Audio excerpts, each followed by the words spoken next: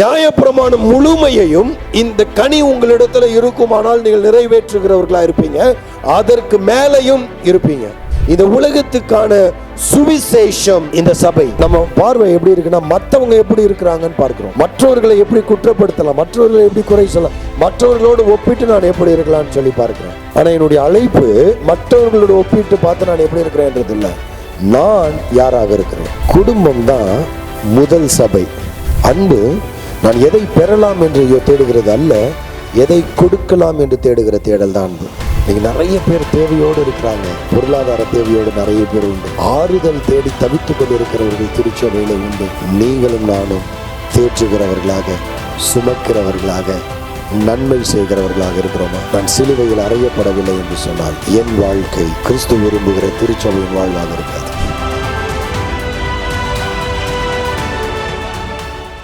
நம்ம எல்லாரும் அறிந்திருக்கிறபடி கலாத்திய நிருபம்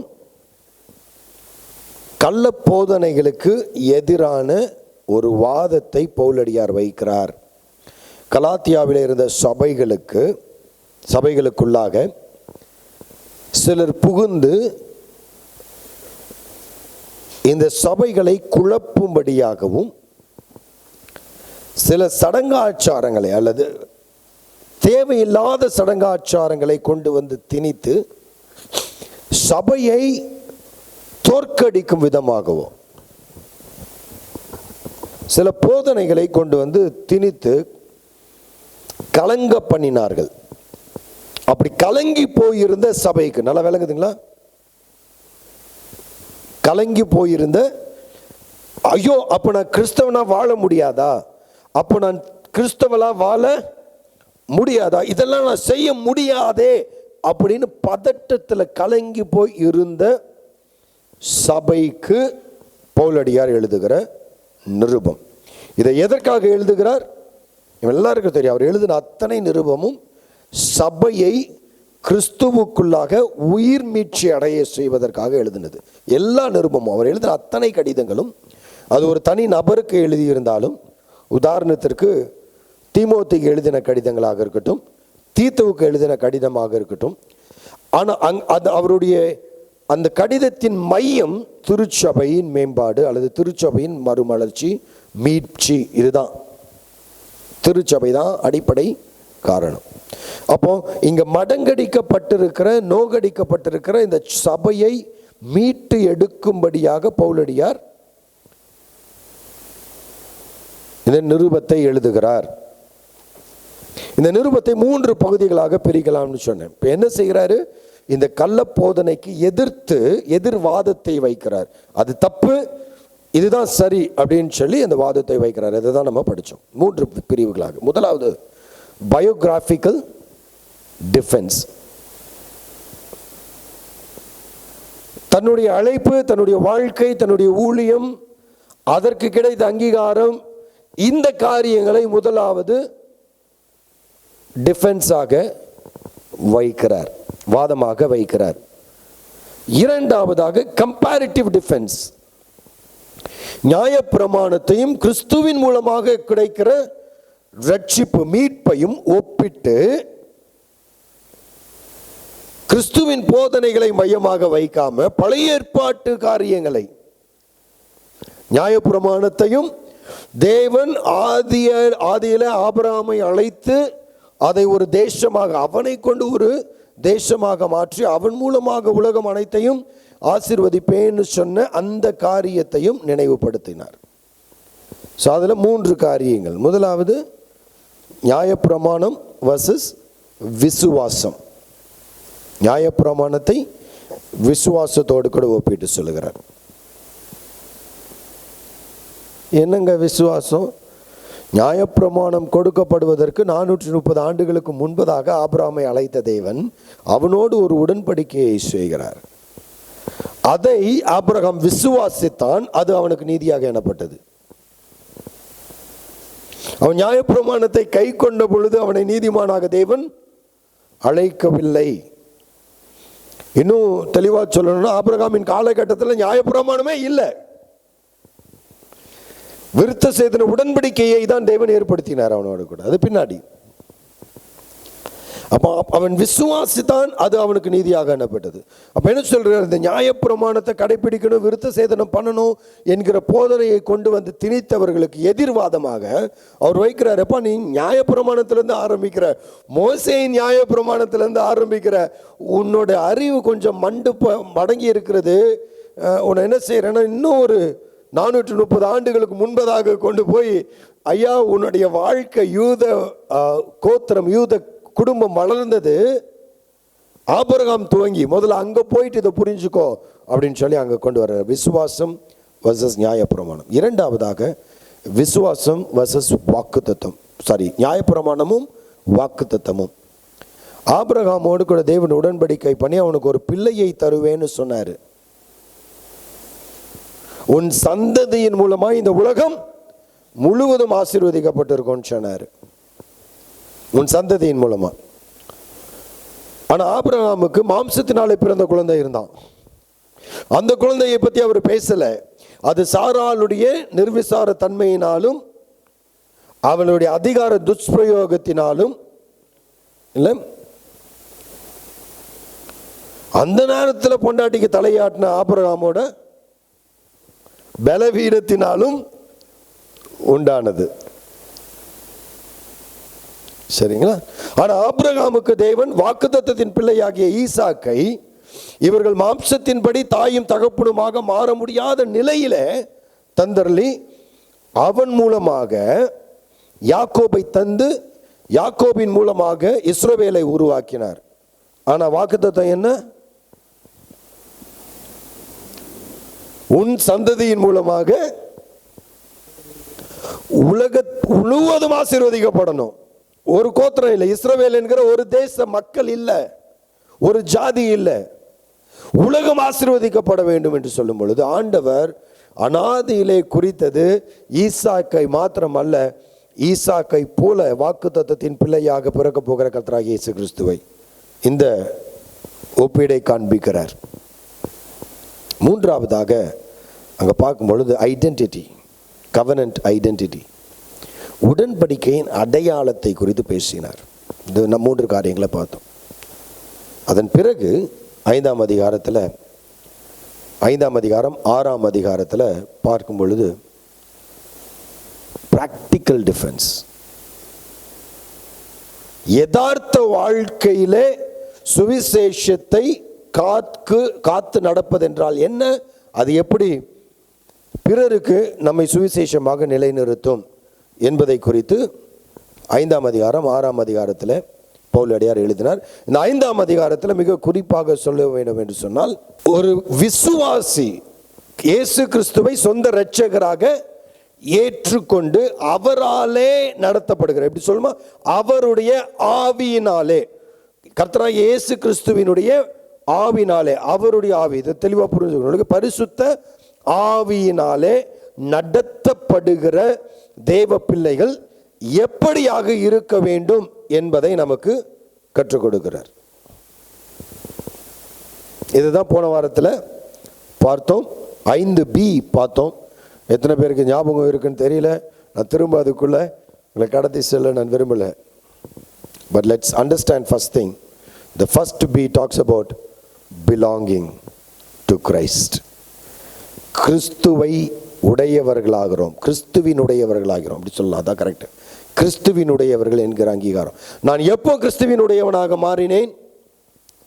ரோமர் 5ஆம் அதிகாரம் 8ஆம் வசனம் சொல்லுது, நான் பாவியாய் இருக்கும் பொழுது கிறிஸ்து எனக்காக மரித்ததினாலே தேவன் தம்முடைய அன்பை விளங்க பண்ணினார். அந்த அன்பை விசுவாசித்த பொழுது,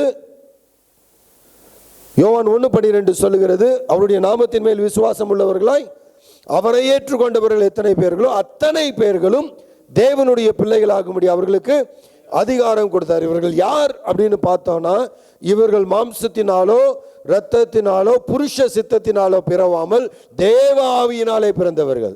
அல்லேலூயா. இங்கே பரிசுத்த ஆவியானவராலே நாம் பிறந்திருக்கிறபடினாலே தேவனுடைய பிள்ளை. இப்ப நான் பரிசுத்த ஆவியானவராலே நடத்தப்படுகிறேன், ஆண்டவர் என்னை நடத்துகிறார் அப்படிங்கிறதுக்கு என்ன சார் அடையாளம்? என்ன அடையாளம்? ஓகே, இப்போ நம்ம 2 காரியம் உண்டு. அதில் முதலாவது காரியம் ஆவியின் கனி. இரண்டாவது காரியம் ஆவியின் வரங்கள். ஆவியானவர் எனக்கு அருளி செய்கிற வரங்கள். வரங்கள் பல்வேறுபடும்.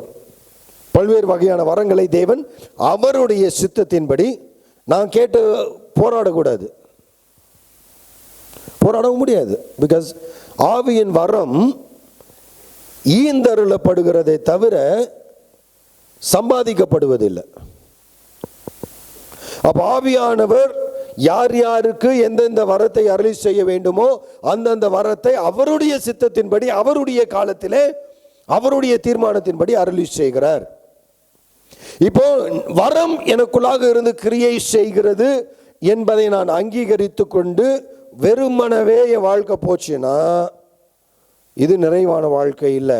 இப்போ இது ஆவியானவர் எனக்கு அருளி செய்கிற வரம் தான் அப்படின்னு, உதாரணத்துக்கு என்னோட ஸ்பிரிச்சுவல் கிஃப்ட் அசஸ்மெண்ட்ஸ் நான் பண்ணும்போது என்னோட டாப் மோஸ்ட் ஸ்பிரிச்சுவல் கிஃப்ட் வந்து teaching, shepherding and then preaching. இதுதான் டாப் 3. மற்ற காரியங்கள்லாம் இருக்கும்.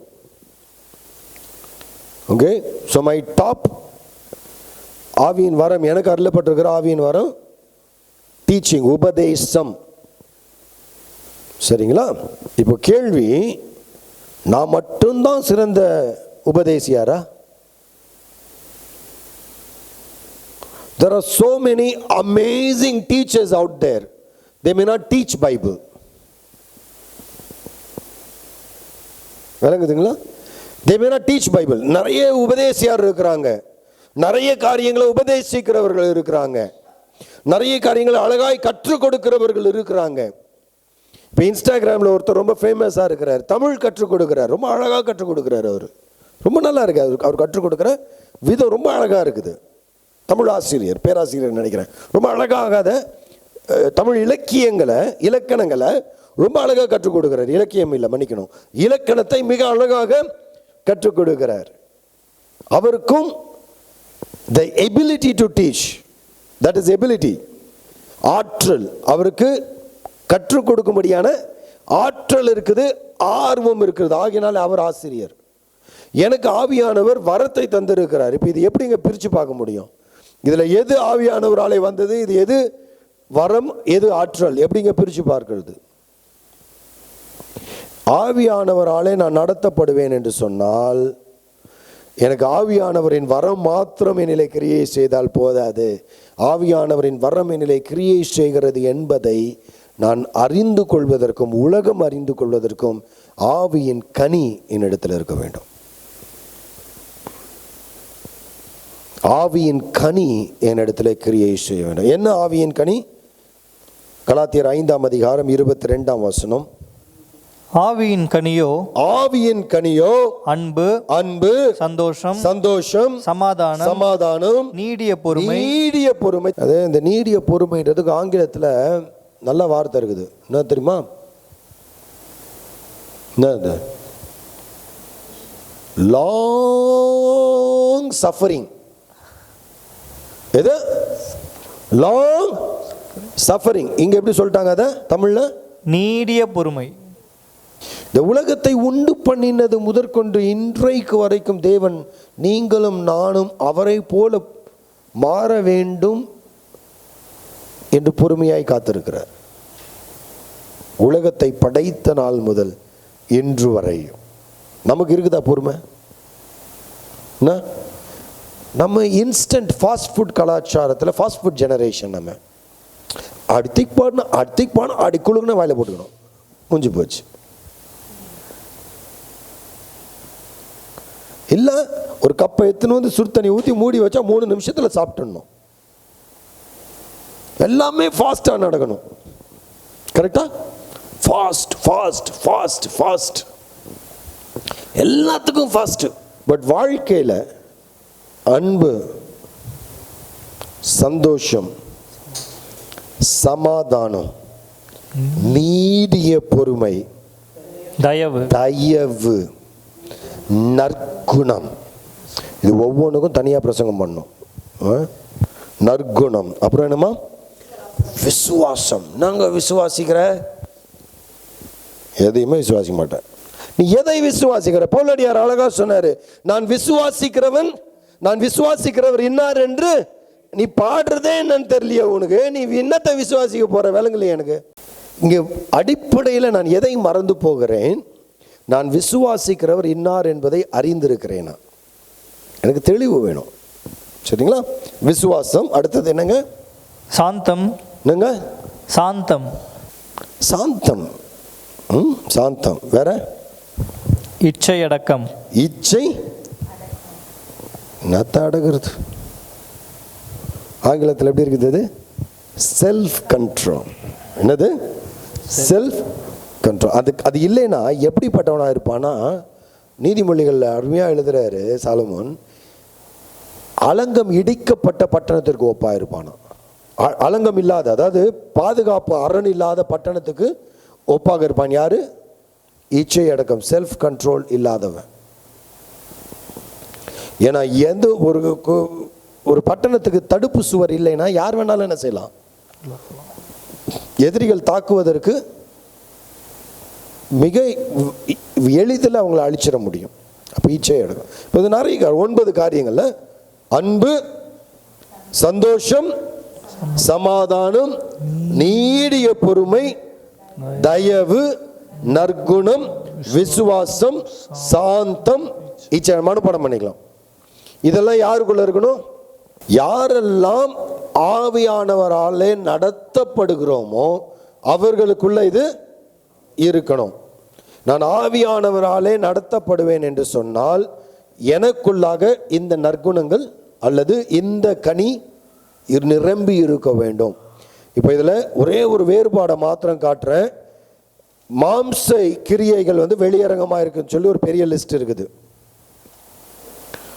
சரிங்களா? இந்த மாம்ச கிரியையில் எல்லாமே எனக்கு இருக்கணும்னு அவசியம் இல்லை.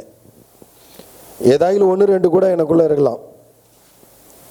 ஆனால் ஆவியின் கனின்னு சொல்லப்படும் பொழுது இது அனைத்தும் எனக்குள்ளாக இருக்க வேண்டும்.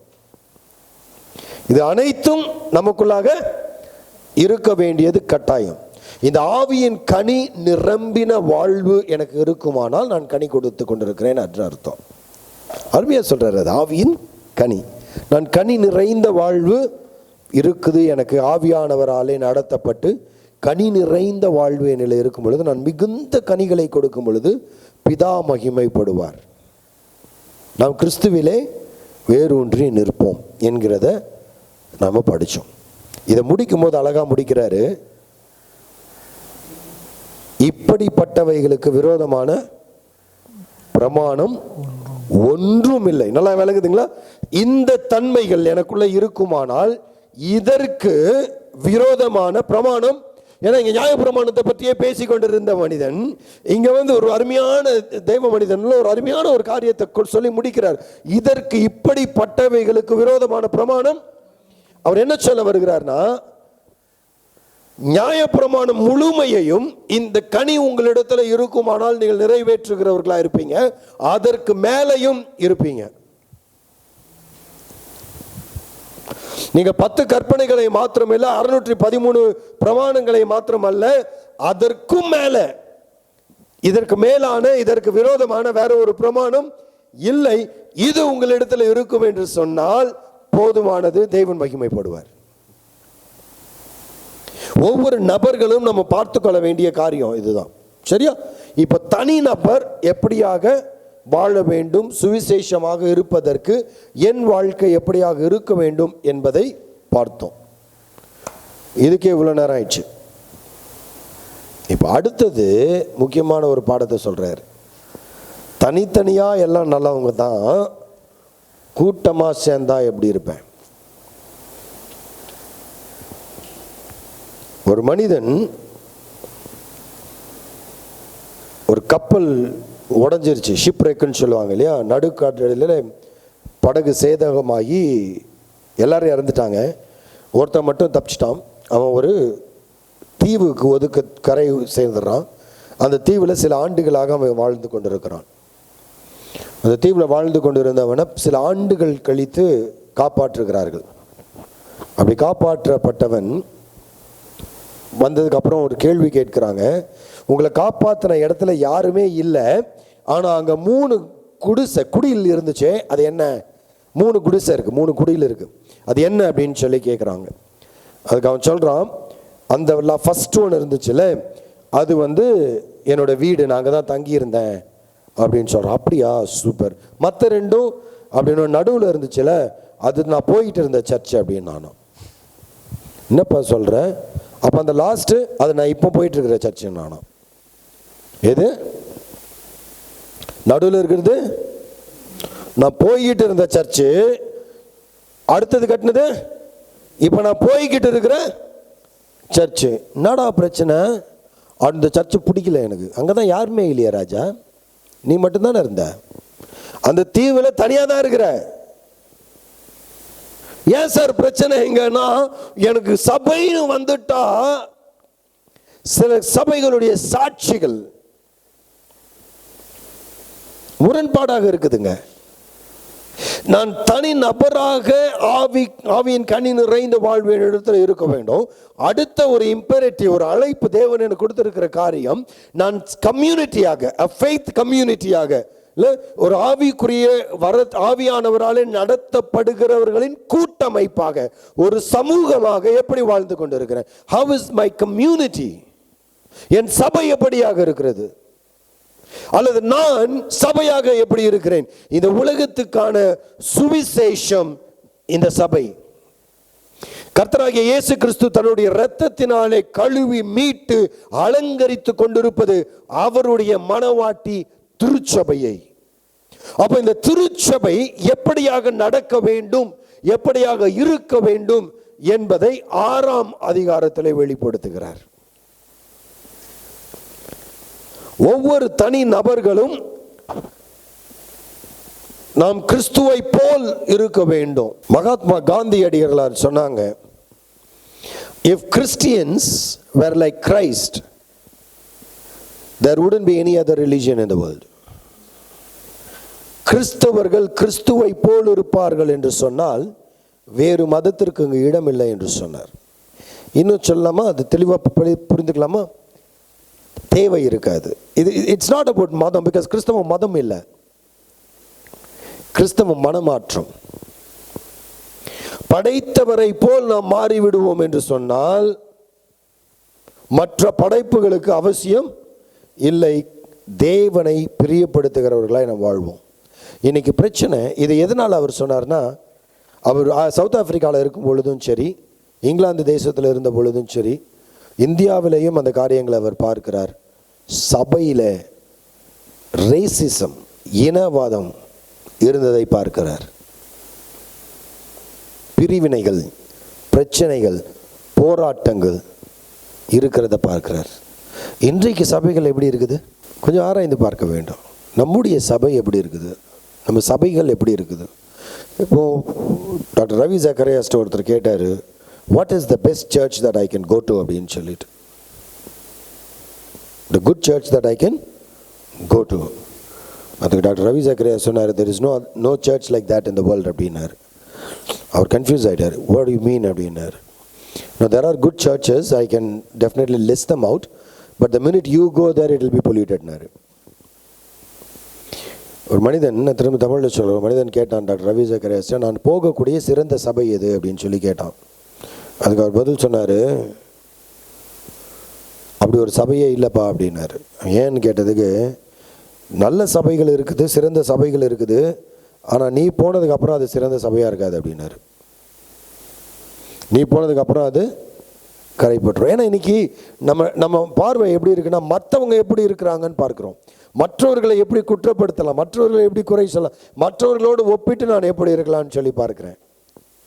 ஆனால் என்னுடைய அழைப்பு மற்றவர்களோட ஒப்பிட்டு பார்த்து நான் எப்படி இருக்கிறேன்றது இல்லை, நான் யாராக இருக்கிறேன்.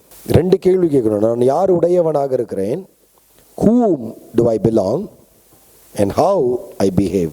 whom do I belong and how do I behave. Those 2 matters even in the church, right? and often நான் ரெகுலராக கற்றுக் கொடுக்கிறது போல, குடும்பம் தான் முதல் சபை. ஏதேன் தோட்டத்தில் தான் முதல் சபை உருவாச்சு. அங்கே எத்தனை பேர் இருந்தாங்க? ஆதாமும் ஏவாளும். அங்கிருந்து ஆரம்பிக்குது. எப்படி நம்ம குடும்பங்கள் எப்படி இருக்கிறது,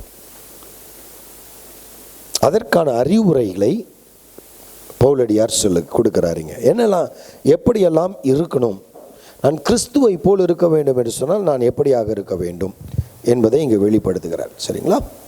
யாராவது எடுத்து வாசிக்கிறீங்களா? அப்போஸ்தலர் 10ஆம் அதிகாரம் 37 to 38 வரைக்கும். யோவான் ஞானஸ்நானத்தை குறித்து பிரசங்கித்த பின்பு கலிலேயா நாடு முதற்கொண்டு யூதேயா தேசமெங்கும் நடந்த சங்கதி இதுவே. நசரேயனாகிய இயேசுவை தேவன் பரிசுத்த ஆவியினாலும் வல்லமையினாலும் அபிஷேகம் பண்ணினார்.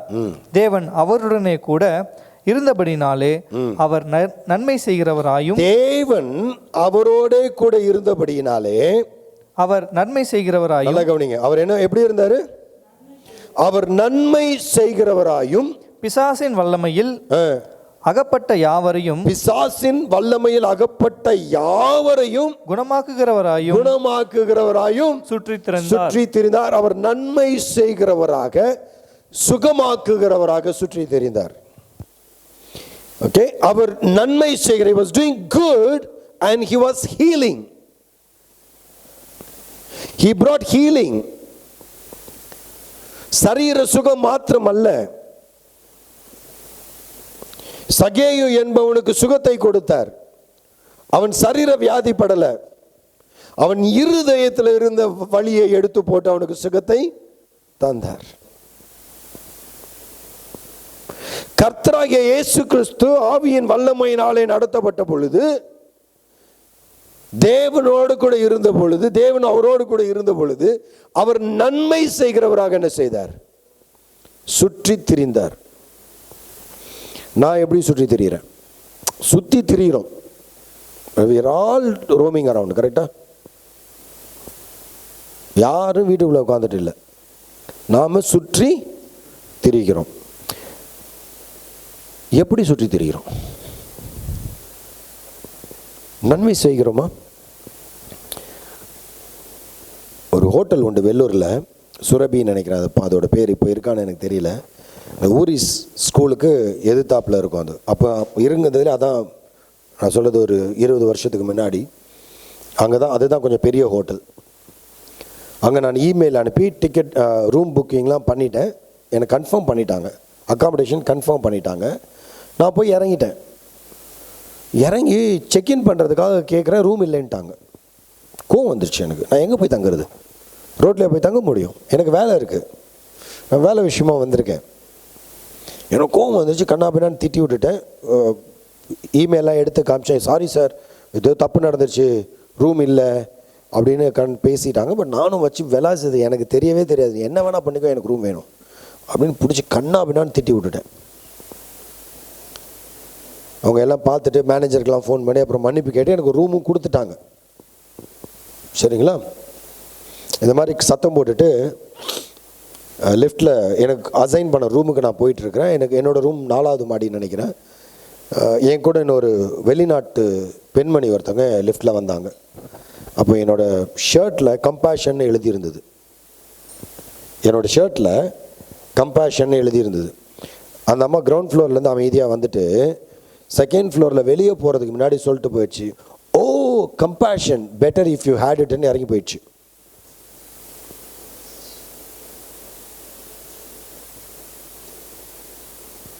பெட்டர் யூ ஹேட் இட் அப்படின்னு இறங்கி போயிடுச்சு. நமக்கு இங்கிலீஷ் தெரியாதுங்களா? இது ஒரு பிரச்சனை நமக்கு. ஏன்னா அந்த அம்மா சொன்னதை திரும்ப என் மண்டையில் ரிப்பீட் பண்ணி கேட்டால் தான் அந்த அம்மா என்ன சொல்லிச்சுன்னு எனக்கு புரியும். நான் இந்த அம்மா என்ன சொல்லிட்டு போச்சு அப்படின்னு யோசிச்சு 4வது மாடி போகிறதுக்குள்ளே கண்டுபிடிச்சிட்டேன் என்ன சொல்லிட்டு போச்சுன்னு. சட்டையில் இருக்குது தம்பி, வாழ்க்கையில் இருந்தால் நலமாக இருக்கும். என்னது? கம்பேஷன். கேள்வி, கிறிஸ்து வாயில் இருக்கிறாரு, உள்ளத்தில் இருக்காரா? கிறிஸ்து நன்மை செய்கிறவராக சுற்றி திரிந்தார். நான் என்ன செய்துட்டு இருக்கிறேன்? நான் எப்படியாக இருக்கிறேன்? கேள்வி கேட்கணும் இல்லைங்களா? அப்போ இது குறித்து வேதம் என்ன கற்றுக்கொடுது? 6ஆம் அதிகாரம், கலாத்தியர் 6ஆம் அதிகாரம், முடிச்சிடலாம், பயப்பட வேண்டாம். 1ஆம் வசனம். சகோதரரே, ஒருவன் யாதொரு குற்றத்தில் அகப்பட்டால் ஆவிக்குரியவர்களாகிய நீங்கள் சாந்தமுள்ள ஆவியோடு அப்படிப்பட்டவனை சீர்பொருந்த பண்ணுங்கள். நீயும் சோதிக்கப்படாதபடிக்கு உன்னை குறித்து எச்சரிக்கையாயிரு. என்ன சொல்றாரு? இந்த சபையார் அநேகர் இன்றைக்கு வீழ்ந்து போனாங்க, தவறான போதனைகளுக்கு இடம் கொடுத்து வீழ்ந்து போனார்கள். அந்த சபையை சீர்பொருந்த பண்ணும்படியாக இந்த கடிதத்தை எழுதுகிறார். எழுதும் போது அவங்களை பாராட்டியும் எழுதுகிறார். அவங்களை எழுதின பிறகு சொல்லுகிறாரு, உங்களில் ஒருவன், நம்முடைய சகோதரர்களில் ஒருவன், சகோதரரே, ஒருவன் யாதொரு குற்றத்திலும் அகப்பட்டால், யாராகிலும் தவறு செய்து சிக்கிக் கொள்வார்களானால், அல்லது தவறு செய்வதை நீங்கள் காண்பீர்களானால், தவறாக வாழ்வதை நீங்கள் காண்பீர்களானால், உடனே போய் முத்திர குத்தி ஊருக்கெல்லாம் சொல்லி அசிங்கப்படுத்தி அவமானப்படுத்தி தூர துரத்திட்டு நான் ஜெயிச்சிட்டேன்னு பல்ல காமிச்சுன்னு இருக்காத. யார் தப்பு பண்ணா அப்படியே துடிக்கிறோம்ல அவங்கள பத்தி பேசுறதுக்கு. வேதம் என்ன சொல்லுது? ஆனா பவுலடியார், ஐயா, நீ தேவனுடைய நற்செய்தி சுவிசேஷமாக அல்லது நற்செய்தியின் சபையாக வாழ வேண்டும் என்று சொன்னால் முதலாவது நீ செய்ய வேண்டிய, ஏன் இது ஆரம்பிக்கிறார்னு எனக்கு தெரியல. ஆனா முதல்ல அவர் சொல்லுகிற காரியம், இந்த ஆவியின் குணங்கள் இருக்கு பத்தியா, ஆவியின் கனி இருக்கு பத்தியா, அது நிறைந்த ஒரு வாழ்க்கை ஒரு இடத்துல இருக்குமானால், ஒருத்தன் தவறு செய்யும் போது அவனை என்ன செய்யுங்க? ஆவியானவராலே நடத்தப்படுகிற நீங்கள் சாந்தமுள்ள ஆவியோடு அப்படிப்பட்டவனை சீர்பொருந்த பண்ணுங்கள். அவன் தப்பு பண்ணாது ஓகே, ஆனா ஆவியானவராலே நடத்தப்படுகிற நீங்கள், ஆவியின் கனி நிறைந்த நீங்கள், ஆவியானவருடைய வல்லமையை பெற்றிருக்கிற நீங்கள், அவர்களை சாந்த இருதயத்தோடு என்ன செய்யுங்க? சீர்பொருந்த பண்ணுங்கப்பா. build them. அவங்களை என்ன செய்யுங்க? build them for good. Stamp அடிச்சு, முத்திரடிச்சு, ஓரங்கெட்டி, நாசம் பண்ணி, பேரை கெட்டு, நீ என்ன பேசுவியா, இரு நான் காத்துனுக்கிறேன் உன்னை பற்றி பேசுறதுக்கு. இது சபையினுடைய குணாதிசயங்கள். இது நற்செய்தியின் பண்பு இல்லை. சரிங்களா? அதோட நிறுத்தலை, இதோட விட்டிருந்தாருன்னா நல்லா இருந்திருக்கும். அதோட நிறுத்தலை. அதே வசனத்தில் முடிக்கும் போது வேற சொல்றாரு, நீயும் சோதிக்கப்படாதபடிக்கு உன்னை குறித்து எச்சரிக்கையாயிரு. இன்றைக்கு அவன் அகப்பட்ட பாவத்திலே, பிரச்சனையிலே நீயும் சிக்கிக் கொள்வதற்கான வாய்ப்பு நீ பாவ உலகத்தில் இருக்கிறபடினாலே உன்னை நீயே மெச்சினவனாய் நினைத்துக் கொள்ளாதபடி பின்னாடி எழுதுறாரு. நீ என்ன செய்ய? எச்சரிக்கையாய் இரு. எபிரேயர் 4ஆம் அதிகாரம் 14 16 வரை இருக்கிற வசனங்களை யாராயிலும் வாசிக்கலாம். எபிரேயர் 4ஆம் அதிகாரம் 14 16 வரை இருக்கிற வசனம். வானங்களின் வழியாய் பரலோகத்திற்கு போன தேவகுமாரனாகிய இயேசு என்னும் மகா பிரதான ஆசாரியர் நமக்கு இருக்கிறபடியால் நாம் பண்ணின அறிக்கையை உறுதியாய் பற்றி கொண்டிருக்க கடவோம். நம்முடைய பலவீனங்களை குறித்து பரிதபிக்கப்படக்கூடாத பிரதான ஆசாரியர் நமக்கு இராமல் எல்லா விதத்திலும். நல்லா கவனிச்சுக்கிறீங்களா? இவர் ஒரு பிரதான ஆசாரியன். அவர் எப்படிப்பட்டவராக இருக்கிறார்? எல்லா விதத்திலேயும் நம்மை போல சோதிக்கப்பட்டும் பாவமில்லாதவராய் இருக்கிற பிரதான ஆசாரியர் நமக்கு இருக்கிறார். ஆதலால் நாம் இரக்கத்தை பெறவும் ஏற்ற சமயத்தில் சகாயம் செய்யும் கிருபையை அடையவும் தைரியமாய் கிருபாசன தண்டையிலே சேரக்கடவோம். நமக்கு ஒரு பிரதான ஆசாரியர் இருக்கிறார். அவர் நம்மை போல எல்லா காரியங்களிலும் சோதிக்கப்பட்டும் அவர் பாவம் செய்யாதவராக இருக்கிறார். நீங்களும் நானும் அவரை போல இருக்க அழைக்கப்பட்டிருக்கிறோம். மற்றவர்களை சீர்பொருந்த பண்ணுகிற நேரத்திலே நாம் பாவத்திலே சிக்கிக்கொள்ளாதபடிக்கு எச்சரிக்கையா இருக்க வேண்டியது அவசியமாக இருக்கிறது. கலாத்தியர் 6ஆம் அதிகாரத்துக்கு போயிடுவோம். 2ஆம் வசனம். ஒருவர் பாரத்தை ஒருவர் சுமந்து இப்படியே கிறிஸ்துவினுடைய பிரமாணத்தை நிறைவேற்றுங்கள். ஒருவர் பாரத்தை ஒருவர் சுமந்து இப்படியே கிறிஸ்துவின் பிரமாணத்தை என்ன செய்யுங்கப்பா, ஒருவருடைய பாரத்தை ஒருவர் சுமக்கணும். எப்படிங்க? நான் ஒருவருடைய பாரத்தை ஒருவர் எப்படி சுமக்க முடியும்? பி குட் பார்த்தோம், பி ஜென்டில் பார்த்தோம், பேர் ஒன் என்னது இல்லை, பேர் ஒன் என்னது, மற்றவர்களுடைய பாரத்தை நான் என்னுடைய சுமையாக கருத வேண்டும். அதுதான் அன்பு. அதுதான் அன்பு. அன்பு should not look for what I get out of the relationship, but அன்பு should always look for what I can give in the relationship. அன்பு நான் எதை பெறலாம் என்று தேடுகிறது அல்ல, எதை கொடுக்கலாம் என்று தேடுகிற தேடல் தான் அன்பு. ஒருவரை ஒருவர் தாங்க வேண்டும், ஒருவர் பாரத்தை ஒருவர் சுமக்க வேண்டும். இல்லை, ஒருவருடைய வீழ்ச்சியை பார்த்து இன்னொருவர் பெருமைப்படுகிறது இல்லை, மாறாக ஒருவரை ஒருவர் என்ன செய்யணும்? சுமக்க வேண்டும். ஒருவர் பாரத்தை ஒருவர். அவங்களுக்கு வேதனை இருக்குன்னா நம்மளால் உணர முடியுதுங்களா? இல்லை, நான் இப்போ சிலரை பற்றி சிலருடைய ஜெப குறிப்புகளை உங்களுக்கு சொன்னேன், அவர்களுக்காக ஜெபித்து கொள்ளுங்க. அந்த வலியை நம்மளால் உணர முடியுதா? இன்றைய காலகட்டத்தில் சிம்பத்திங்கிறது அவுட் ஆஃப் பாக்ஸ் கொஸ்டினாக இருக்குது. சிம்பத்தின்னு சொல்கிறோம், பாவம் அப்படின்னு சொல்கிறது. பாவம்னு யார் வேணாலும் சொல்லிட்டு போயிடலாம். எம்பத்தைஸ் பண்ணுறது, அவர்களுடைய வழியிலே பங்கு கொள்வது, அவருடைய வேதனையிலே பங்கு கொள்வது, அது இருக்குங்களா? ஒருவர் பாரத்தை ஒருவர், அது சரீர பாரமாக இருக்கலாம், மனதளவிலான பாரமாக இருக்கலாம், ஆவிக்குரிய பிரச்சனையாக, இச்சையிலே போராட்டமாக இருக்கலாம். தாங்குறோமா? ஒருவர் ஒருவர் சப்போர்ட் பண்ணுறோமா? பலவிதமான பாரங்களை ஒரு மனிதன் சுமக்க முடியும். பல பிரச்சனைகள் மனிதனுடைய வாழ்க்கையில் வர முடியும். அவர்களை சுமக்கிறோமா? தாங்குறோமா? அவர்களுக்கு உதவி செய்கிறோமா? சபையில் அப்படி இணைந்து இருக்கும் பொழுது, இசைந்து ஒருவர் பாரத்தை ஒருவர் சுமக்கும் பொழுது தான் அன்பு பெருகும். அப்போ தான் சபைக்கான தேடல் உண்டாகும். நான் சபைக்கு வரணுன்ற தேடல் உண்டாகும். எவன் கேட்டு கேட்டு போனா எனக்கு என்ன, நான் வரும்போது வருவேன், போகும்போது போவேன், போடா அப்படின்னு, அது பேர் சபை இல்லை. Maybe you are participating in the church, or probably you are a spectator of the church. You are not the church. You can be a spectator in the church. சரிங்களா? ஸ்பெக்டேட்டர்னா புரியுதுங்களா? பார்வையாளராக இருக்கலாம் சபையில், சபையாக இருக்க முடியாது. if you don't bear one another. ஒருவரை ஒருவர் சுமக்காத பட்சத்தில் நாம் சபையாக இருக்க முடியாது. வேடிக்கை பார்க்கிறவர்களாக இருக்கலாம்.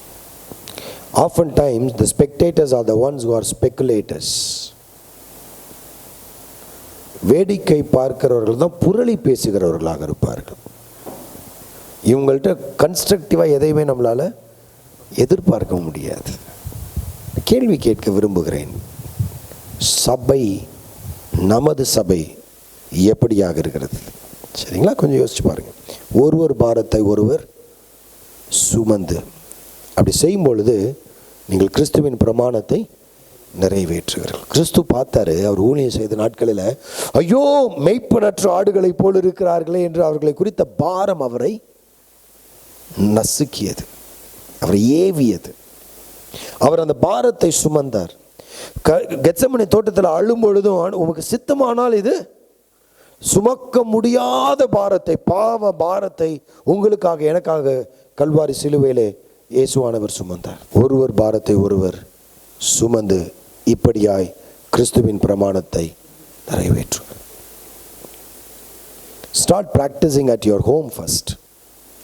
குடும்பத்தில் முதல்ல இதை பயிற்சி எடுங்க, பிறகு சபையில் செய்ய முடியும். 3-4 வசனங்களை வாசிங்கம்மா. ஒருவன் தான் ஒன்றுமில்லாதிருந்தும்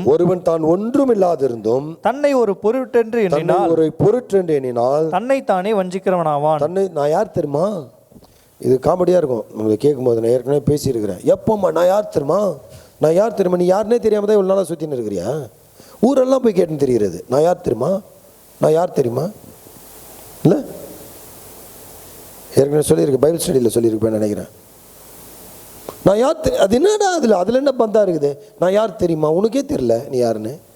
ஒருவன் தன் ஒன்றுமில்லாது இருந்தும் தன்னை ஒரு பொருட்டென்று எண்ணினால் தன்னைத்தானே வஞ்சிக்கிறானாவான். தன்னைத்தானே. ஐயா, you're actually not cheating anybody else, but you're cheating, you're deceiving yourself. நீ உன்னை நீயே வஞ்சிக்கிறவனா இருப்ப. அடுத்த வசனம் வாசிங்க. அவன் தன் சுயக்கிரியையை சோதித்து பார்க்க கடவன். அப்பொழுது மற்றவனை பார்க்கும் போதல்ல தன்னையே பார்க்கும் பொழுது மேன்மை பாராட்ட அவனுக்கு இடம் உண்டாகும். You look at yourself and see, I am progressing in Christ. அங்க பவுலடியார் என்ன சொல்லுகிறாரு? நீ மற்றவங்களை பார்த்து அவங்கள விட நான் பெட்டர்னு சொல்ல வேண்டிய அவசியம் இல்லை. உன்னோட நீ உன்னை ஒப்பிட்டு பார்த்து கிறிஸ்துவுக்குள்ளாக நீ எவ்வளவு தேர்ச்சி அடைகிறாய், எவ்வளவு முன்னேறி இருக்கிறாய், வளர்ந்து இருக்கிறாய்னு உன்னை நீயே கம்பேர் பண்ணி பார்த்து நீ தேர்ச்சி பெற்றிருப்பாயானால், முதிர்ச்சி அடைவாயானால் அது உனக்கு பெருமையாக இருக்கும். நீ மற்றவனை கம்பேர் பண்ணி பார்க்காத. ரெண்டு காரியம் சொல்றாரு. உங்ககிட்ட இல்லாத ஒரு விஷயத்தை இருக்கிறதா நினைச்சு உன்னை நீ ஏமாத்தாத. நீ வளரும் பொழுது மற்றவர்களை நீ ஒத்து பார்க்க வேண்டிய அவசியம் இல்லைம்மா. உன்னை நீ பார்த்துக்கோ, உன்னில் நீ வளர்ச்சியை காண்பாயாக. அவனவன் அடுத்த வசனம் வாசிங்க. அவனவன் தன் பாரத்தை சுமப்பானே. நல்லா கவனிங்க. ஃபர்ஸ்ட் சொன்னாரு நம்ம மற்றவர்களுடைய பாரத்தை சுமக்கணும்னு. இப்ப இங்க சொல்றாரு அவனவன் தன் பாரத்தை சுமக்க வேண்டும். இப்ப பவுலடியார் கான்ட்ராடிக்ட் பண்ற மாதிரி தெரியும். அதோ அவரே அவருடைய பேச்சுக்கு எதிர் பேச்சை பேசுற மாதிரி தெரியும். ஆனா இங்க சொல்லப்படுகிற காரணம் என்ன? உனக்கு ஆண்டவர் ஒப்பு கொடுத்திருக்கிறதை நீ நிறைவேற்றி முடி. அது உன்னுடைய வேலையாக இருக்கலாம், உன் குடும்பமாக இருக்கலாம், உன்னுடைய ஊழியமாக இருக்கலாம். உனக்கு தேவன் கொடுத்திருக்கிற அழைப்பு மற்றவங்க செய்யணும்னு நினைக்காத. உன்னுடைய அழைப்பை நீ நிறைவேற்று. சரிங்களா? whatever the Lord has given to you. இன்னைக்கு நிறைய பேர் ஊழியம் செய்ய போகும்போது கூட என்ன செய்கிறோம்? அவங்க சரியில்லை, இவங்க சரியில்லை, இதுதான் பேசிட்டு இருக்கிறோமே தவிர எனக்கு கொடுத்த பொறுப்பை நான் செய்கிறேனான்றதை. யாருமே இல்லைனாலும் நான் என்னுடைய ஊழியத்தை, என்னுடைய அழைப்பை இல்லை. அது இந்த பாடல் ரொம்ப அருமையாக. யார் கைவிட்டாலும் பின் செல்லுவேனே, யார் கைவிட்டாலும் பின் செல்லுவேனே. அதுதான் வாழ்க்கை. அவன் தன் பாரத்தை சுமப்பானே. 7ஆம் வசனம் வாசிங்க. மோசம் போகாதிருங்கள், தேவன் தம்மை பரியாசம் பண்ண ஒட்டார். இப்போ அடுத்த விஷயம் இங்க பிரச்சனை. மற்றவர்கள் சில நேரங்களில் வெளியே பார்க்கிறோம், ஒன்று உள்ள பார்க்கிறது, உள்ளுக்குள்ள சபைக்குள்ள பார்க்கிறாரு. சில காரியங்களை வெளியே பார்க்கிறோம், இவ்வளோ மோசமா இருக்கிறான், ஆனால் அவன் ஆசீர்வாதமா இருக்கிறான். You see this? அப்ப சொல்றார் ஆண்டவர் சொல்ற மோசம் போகாதிருங்கள், தேவன் தம்மை பரியாசம் பண்ண ஒட்டார், பாவமும் பாவிகளும் ஜெயித்து விடுவார்கள் என்கிற மாதிரியான பிம்பம் கிடைக்கலாமே தவிர அது உண்மை இல்லை. தேவன் தன்னை பரியாசம் பண்ண ஒட்டார். மனுஷன் எதை விதைக்கிறானோ அதையே அறுப்பான். வாசிங்க தொடர்ந்து. தன் மாம்சத்திற்கென்று விதைக்கிறவன் மாம்சத்தினால் அழிவை அறுப்பான். ஆவிக்கென்று விதைக்கிறவன் ஆவியினாலே நித்திய ஜீவனை அறுப்பான். நன்மை செய்கிறதில் சோர்ந்து போகாமல் இருப்போமாக. நாம் தளர்ந்து போகாதிருந்தால் ஏற்ற காலத்தில் அறுப்போம். ஆகையால் நமக்கு கிடைக்கும் சமயத்திற்கு தக்கதாக யாவருக்கும் விசேஷமாக விசுவாச குடும்பத்தாருக்கும் நன்மை செய்ய கடவோம். God is calling us for good work. God is calling us to do the right things in the right time. You know, God is saying, hey, if you want to be successful, உனக்கு அறுவடை வேண்டும் என்று சொன்னால், உன் வாழ்க்கையில நீ பலனை அனுபவிக்க வேண்டும் என்று சொன்னால், உனக்கு நியமிக்கப்பட்டிருக்கிற காலத்திலே நீ செய்ய வேண்டிய காரியங்களை சரியாய் செய். நீ எதை விதைக்கிறாயோ அதை அறுப்பாய். நீ ஆவிக்குரிய காரியங்களிலே உன்னுடைய நேரத்தை செலவிடுவாயானால், ஆவிக்குரியவனாக உன் வாழ்க்கையை நீ பார்த்துக் கொள்வாயானால், நீ எங்கே விதைக்கிறாயோ அங்கே அறுப்பாய். You do good, the good will come to you. You do evil, the evil will come to you. நாம் பாவம் செய்தால், மாம்சத்திற்கென்று காரியங்களை செய்தால் அதற்கான விளைவை நிச்சயமாய் அறுப்பேன். எனக்கு ஞாபகம் இருக்கு, என்னோட ஸ்பிரிச்சுவல் ஃபார்மேஷன் கிளாஸ் நடத்திட்டு இருக்கும்போது பீட்டர் இக்னேஷியஸ் அங்கிள் பைபிள் காலேஜில் நடத்திட்டு இருக்கும்போது அதை பற்றி பேசும்போது ஒரு வார்த்தையை சொன்னாங்க. There is no sin no matter how secret it is, there is no sin, no matter how secret it is, will not go unoffending you.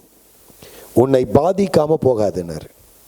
அது எவ்வளோ சீக்ரெட் சின்னா இருக்கட்டும், எனக்கு மட்டும் தெரிஞ்ச ரகசியமாக இருக்கட்டும், நான் மாத்திரம் யாருக்குமே தெரியாம நான் பண்ணுகிற காரியம் நினைச்சுக்கலாம்.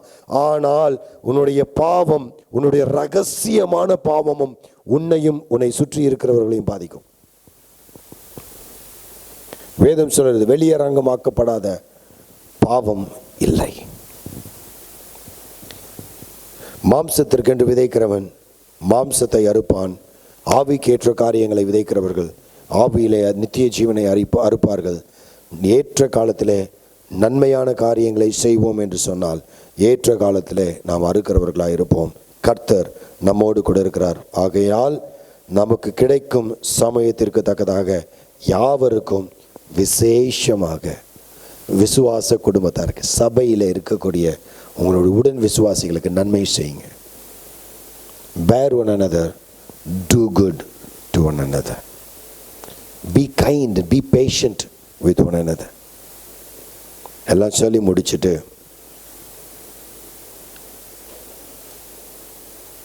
14-15 வசனங்களை வாசிங்க.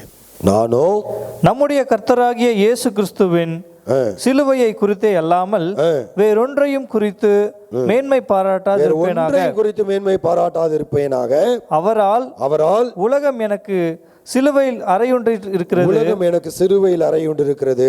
நானும் உலகத்திற்கு சிலுவையில் அறையுண்டிருக்கிறேன். கிறிஸ்து இயேசுவுக்குள் விருத்த சேதனமும் ஒன்றுமில்லை, விருத்த சேதனம் இல்லாமையும் ஒன்றுமில்லை. புது சிருஷ்டியே காரியம் அல்லது புது சிருஷ்டியே அவசியம். The first thing, you have to be united with Christ. கிறிஸ்துவோடு கூட இணைக்கப்பட்டவர்களாய் இருக்க வேண்டும், ஒன்றிணைக்கப்பட்டிருக்க வேண்டும். இது எப்படிங்க சாத்தியம்? பரிசுத்த ஆவியாகிய தேற்றரவாளன் வரும்பொழுது அவர் சகல சத்தியத்திற்குள்ளும் உங்களை நடத்துவார். நான் அவருக்கு கீழ்ப்படியும் பொழுது அவரில் இருக்கிறேன் என்கிற நிச்சயத்தை பெற்றுக்கொள்கிறேன். If I say I love him and I do not obey him, I'm a liar. நான் அவரை நேசிக்கிறேன் என்று சொல்லி அவருடைய சத்தியத்திற்கு கீழ்ப்படியாது இருப்பேன் என்று சொன்னால் நான் பொய்யனாக இருப்பேன். வேறு விதமாக சொல்லணும், நான் தேவனுக்கு கீழ்ப்படிந்து அவருடைய வழியிலே வாழ்ந்து கொண்டிருப்பேன் என்று சொன்னால், சத்தியத்தை பின்பற்றுகிறவனாக இருப்பேன் என்று சொன்னால், அவருக்கு கீழ்ப்படிந்து இருப்பேன் என்று சொன்னால் அவரிலே இருக்கிறேன். ஒருவன் என்னிலும் என் வார்த்தை அவனிலும் இருந்தால் அவன் நிலைத்திருப்பான், அவன் மிகுந்த கனி கொடுப்பான். நான் கிறிஸ்துவிலே நிலைத்திருக்க வேண்டும். எப்படி? நான் சிலுவையில் அறையுண்டு இருக்க வேண்டும். 2 காரியத்தை சொல்றாரு. Contradictory statements. Be united with Christ, disunited from the world. உலகத்திலிருந்து பிரித்தெடுக்கப்பட்டு தேவனிலே இணைக்கப்பட்டவர்கள். By the way, அதுக்கு பேர் தான் சபை. எக்லீசியா, சபைக்கு கிரேக்க மொழியில சபைக்கு கொடுக்கப்பட்ட பெயர் எக்லீசியா. கிளீசியானா கால்டுன்னு அர்த்தம், பீயிங் கால்ட், அழைக்கப்பட்டவர்கள் அர்த்தம். கிளீசியா பீயிங் இன்வைட்டட், பீயிங் கால்ட், அழைக்கப்பட்டவர்கள். எக் அப்படின்னா அவுட், வெளியே அழைக்கப்பட்டவர்கள் என்று அர்த்தம். கூடாரவாசிகளாக இருக்கக்கூடிய நாம் இந்த தற்காலிகமான காரியத்திலே நம்முடைய கவனத்தை செலுத்தாதபடிக்கு நித்தியத்தை கருத்திலே கொண்டவர்களாக நித்திய ஜீவனுக்கும் நித்திய வாழ்வுக்கு ஏற்ற காரியங்களை செய்ய வேண்டும் என்று சொன்னால் கிறிஸ்துவோடு கூட சிலுவையில் இணைக்கப்பட்டிருக்க வேண்டும்.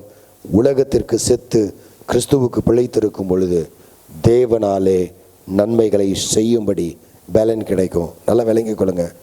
என்னுடைய சுயம் சிலுவையில் அறையப்படாத பட்சத்தில் என்னாலே ஒரு காலமும் நன்மை செய்ய முடியாது, ஒரு காலமும் நன்மை செய்ய முடியாது. காரணம், அது என் பாவ சுபாவத்திற்கு எதிரானது. இல்லைங்க, நானும் ரொம்ப க்ளோஸ்டு, நான் யாருக்கிட்டையும் வச்சுக்க மாட்டேன், யாருக்கிட்டையும் ஒட்ட மாட்டேன், யாருக்கும் எதுவுமே செய்ய மாட்டேன், யாருக்கும் வம்பும் பண்ண மாட்டேன், அப்படி ஓரமாக இருப்பேன். நீ சபையில் இருக்க வேணாம். No, that's not the church life. Maybe you are not an outspoken person. நீங்கள் ரொம்ப ரொம்ப எக்ஸ்ட்ராவேகண்டா பேசுறவங்களா இருக்க வேண்டாம்.